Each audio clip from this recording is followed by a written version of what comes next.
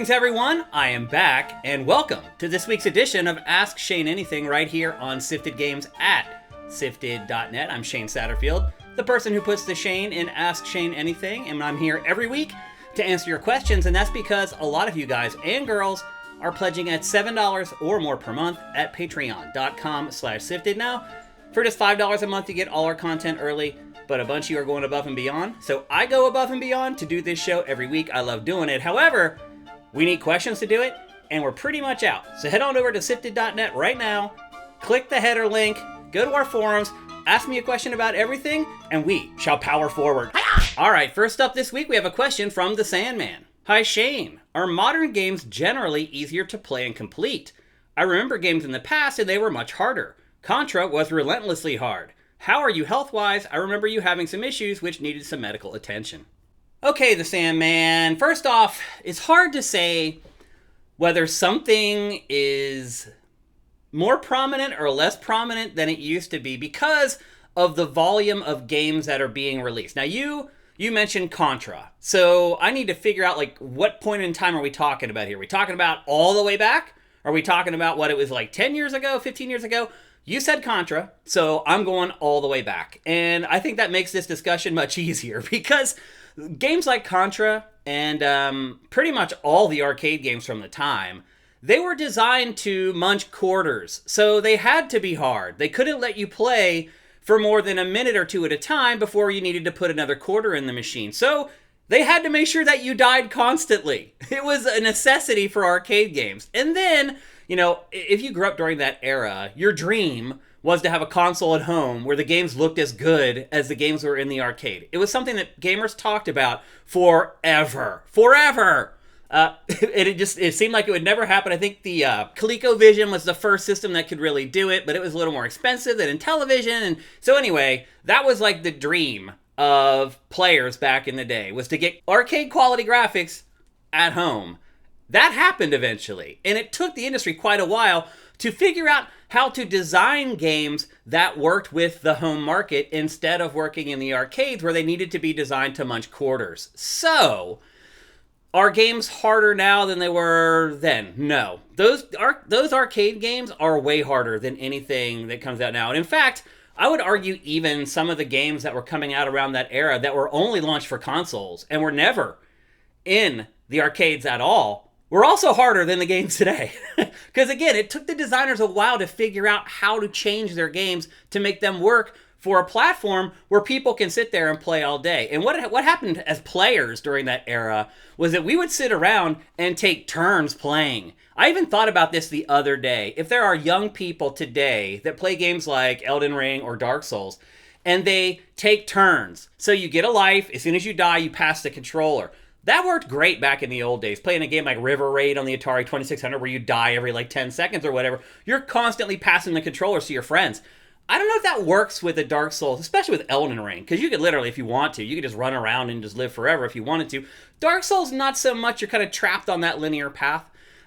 No matter what, I don't think you're ever going to die as much in a Dark Souls game as you died in early arcade games. So to answer your question more bluntly, no, games are not as hard now as they were back then. Even games like Hollow Knight Silksong, which is now the latest game that everyone's talking about in relation to game difficulty, even that is way easier than the games we were playing in the arcade and in the early console days. So I think probably maybe what would surprise people is they would say, well, Shane, you came from that era. Why don't you like those types of games now? Because the industry moved past it because nobody liked it. I mean, back then, people were like, this sucks. Who wants to play games like this? I'd much rather play a game where I can stay alive for more than like 15 or 20 seconds.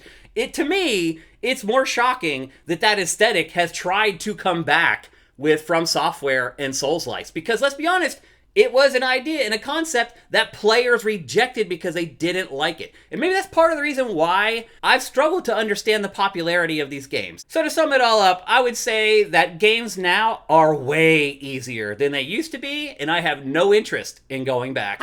Okay, next up we have a question from Kevin.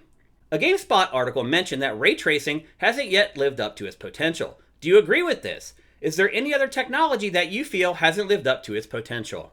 Well, I guess I would agree with GameSpot in one way. I would say It's not that it hasn't lived up to its potential, it's that it isn't being implemented as much as we were promised. I mentioned this in an episode of Ask Chain Anything maybe a month or so ago about how the whole catchphrase and the whole thing that they were marketing for these new consoles was ray tracing. That's what PlayStation especially, and Xbox to a lesser extent, promised us to get us to pay $500 for these new consoles. They're going to have ray tracing.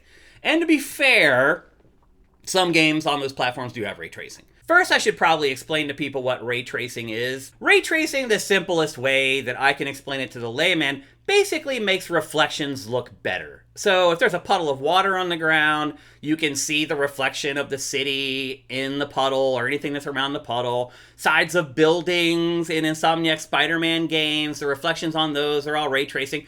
However, it's a little weird that we still don't have working mirrors in most video games. You go walk up to a mirror and it's just this gray, like, mass, this messy gray whatever blur. With ray tracing, it seems like it should be easy to make a mirror work in a video game, right? So I'm guessing in some ways maybe it hasn't been utilized to its potential.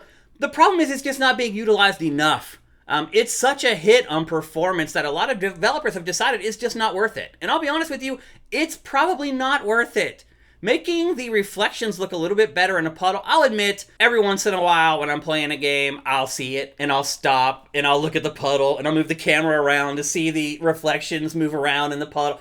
It's kind of cool, in all honesty, but I think most people just don't care about it, and probably don't even notice it if it had gone away, and don't notice when games do have it versus when they don't have it.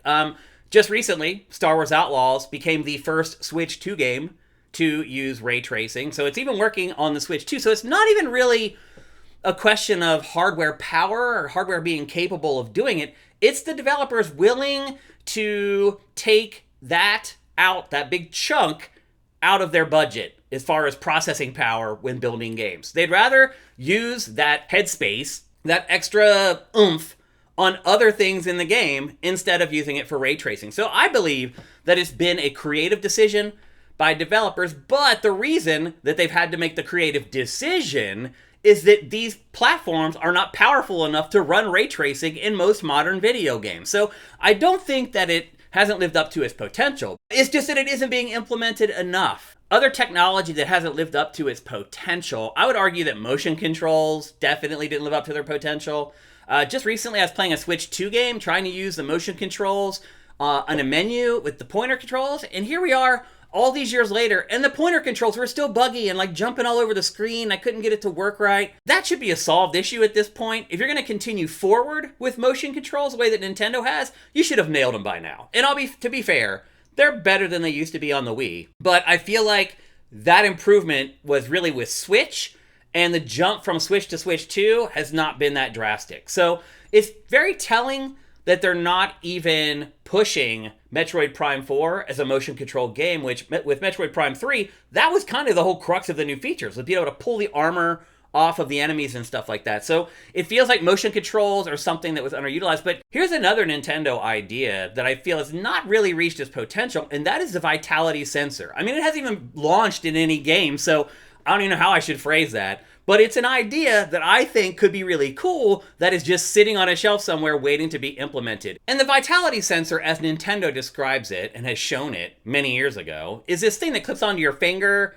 and it kind of looks like something that they would attach to your finger in the hospital or whatever, and it measures like your heart rate and stuff like that, and it was supposed to affect what happens in-game.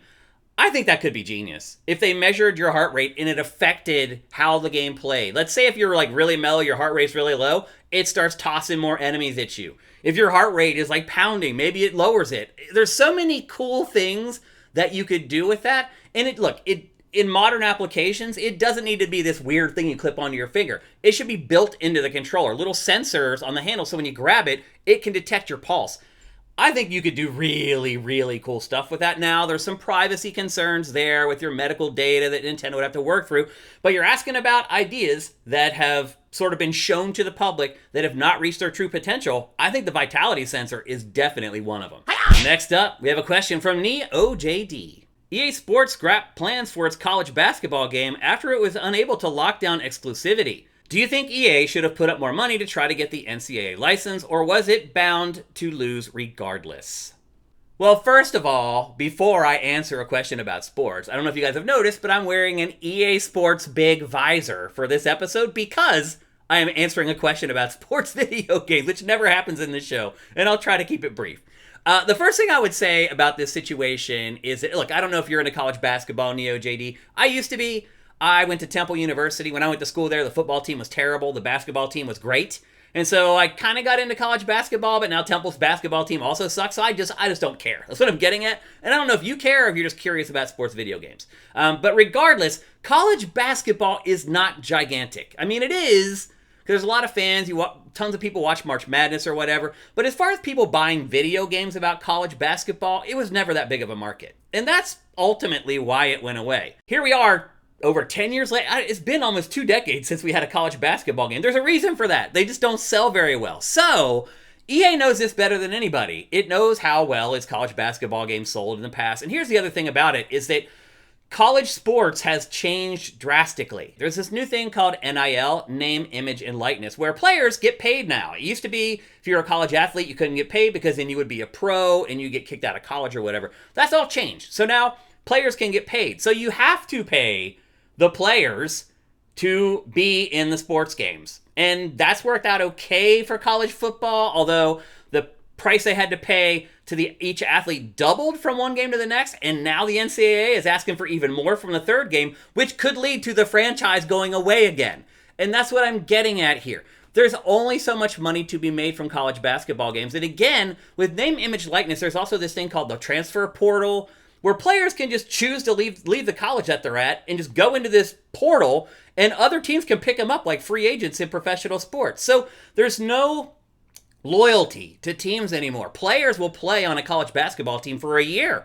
And if they're good, they'll go to some other school that's higher profile and has a bigger TV contract, et cetera, et cetera. So you don't even build a connection to the players in college sports like you used to. So the market should be smaller than it was before, although college football did better. We'll see what the sales are for this second year, though. But anyway, generally, the market is smaller for it. So I think EA was actually smart. I don't think the market can support 2 college basketball games competing with each other. Generally, I like competition because it makes each game better usually. But in this case, the market just isn't big enough. And if there were 2 there, they would both fail and neither franchise would live on in perpetuity. So I think ultimately the way this has worked out is the only way it could have worked out. Now, could EA have applied more pressure to try to get the exclusivity on this instead of having to share the license with 2K?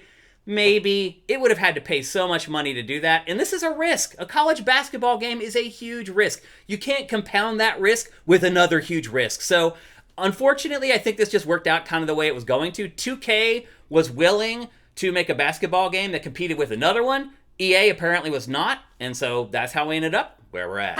All right. Our next question comes from El Hugo, another first-time question asker for Ask Shane Anything. I love it. We are on a streak. If you watch this show and you have never asked a question, go to SIFTD.net right now, click that link in the header, go and ask me a question, and you can be in next week's episode. What was the last game you played that had the most creativity? Do you think there are enough creative games still being made? Have we hit a wall with the current genres?